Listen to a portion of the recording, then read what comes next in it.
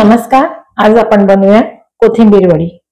कोथिंबीर वडीची रेसिपीसाठी साहित्य काय काय घेतले ते पाहूया. कोथिंबीर घेतलेली आहे बघा, बारीक चिरून घेतलेली आहे, स्वच्छ धुवून आणि त्याचं पाणी निथळून घेतलेलं आहे आणि चिरून घेतलेली आहे. एक बाउल एवढं म्हणजे आसपास 100 ग्राम पेक्षा थोडं जास्त असेल बेसन घेतलेलं आहे. छोटी वाटी तांदळाची पिठी, जरा कुरकुरीतपणा वडी लावण्यासाठी. हिंग पाव चमचा, मीठ चवीनुसार घ्यायचे, हळद अर्धा चमचा, लाल तिखट घेतलेला आहे 1.5 चमचा घेतलेला आहे, तुमच्या आवडीनुसार कमी जास्त घेऊ शकता. गरम मसाला अर्धा चमचा, पाऊण चमचा एवढं जिरे पावडर घेतलेली आहे आणि ठेचा करून घेतलेला आहे.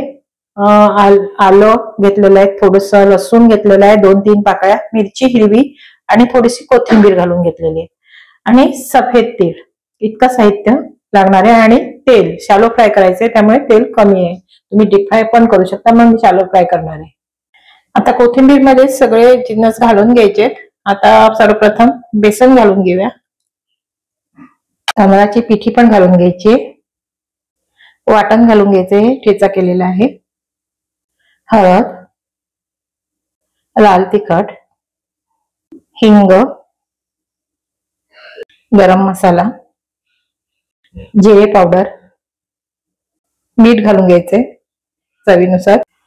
ह्यातलेच थोडेसे तीळ घालून घ्यायचे आणि तीळ थोडेसे प्लेटवर जेव्हा आपण उकडतो तेव्हा टाकण्यासाठी ठेवायचे, ते तुम्ही पुढे पहा.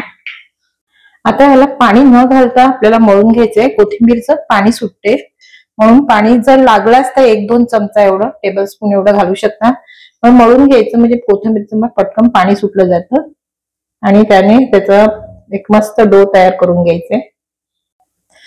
मला 2-3 चमचे पाणी घालावं लागलं कारण कोथिंबीर मधून पाणी पूर्ण माझं निथळून गेलं होतं, एकदम कोरडी झाली होती. जर कोथिंबीर ओली असते ना तेव्हा पाणी नाही घातलं तरी चालतं, म्हणजे त्यामध्येच असं डो होऊन जातं. इतका असा डो बनवून घ्यायचा. आणि तुम्ही माझ्या चॅनलवर नवीन असाल, माझं चॅनल सबस्क्राईब केलं नसेल तर प्लीज सबस्क्राईब करा, लाईक करा आणि शेअर करा. आता हा व्यवस्थित असा याचा पिठासारखा डो बनवून घ्यायचे अशा पद्धतीने. आता वरून थोडस तेल घालायचे, एक चमचा एवढं तेल घालून घ्यायचंय. आणि कोथिंबीर वडी म्हटली म्हणजे कोथिंबीर दिसलीच पाहिजे, पीठ नाही दिसलं पाहिजे, भरपूर कोथिंबीर घ्यायची. प्लेटला तेल लावून घेतलेलं आहे आणि त्यावर असे थोडेसे तीळ घालून घ्यायचे, सफेद तीळ घ्यायचे.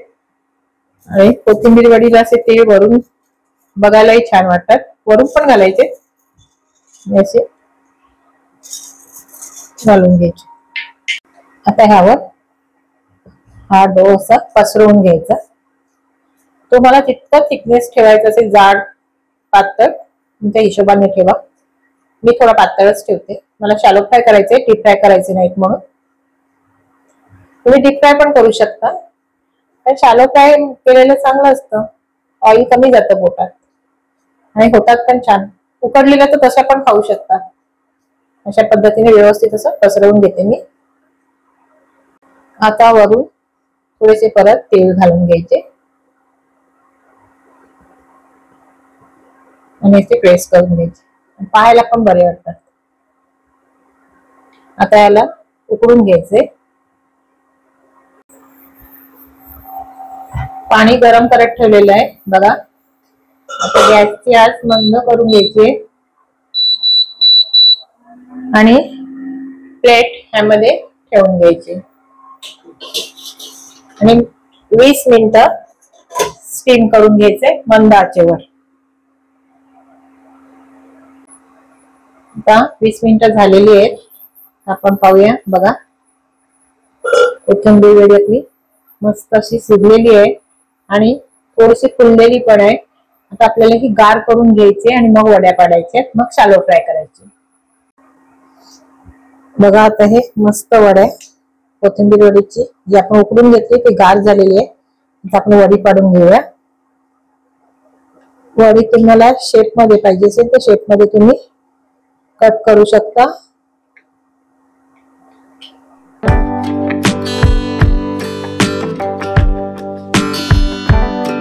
बघा मस्त अशा ह्या वड्या तयार झाल्या आहेत बघा। आता ह्या शॅलो फ्राय करून घ्यायच्या। तुम्हाला डीप फ्राय करायचे असतील तर डीप फ्राय करू शकता, चटणी सोबत किंवा चहा सोबत अशाच खाऊ शकता त्या। आणि असंही डीप फ्राय किंवा शॅलो फ्राय न करताही या खाऊ शकता। आता पॅन मध्ये मी तेल घालून घेतलेलं आहे। आपल्याला वड्या शॅलो फ्राय करायचे म्हणून तर तेल गरम झालं की त्यामध्ये वड्या घालून घ्यायचे। तर तेल गरम झालेलं आहे, त्यामध्ये ह्या वड्या घालून घ्यायचे।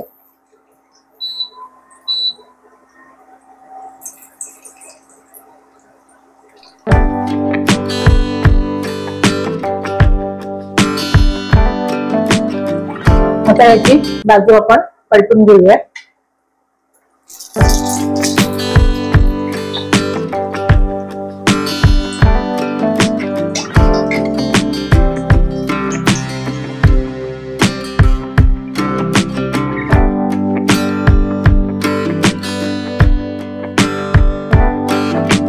बघा मस्त अशी ही कोथिंबीर वडी शॅलो फ्राय झालेली आहे।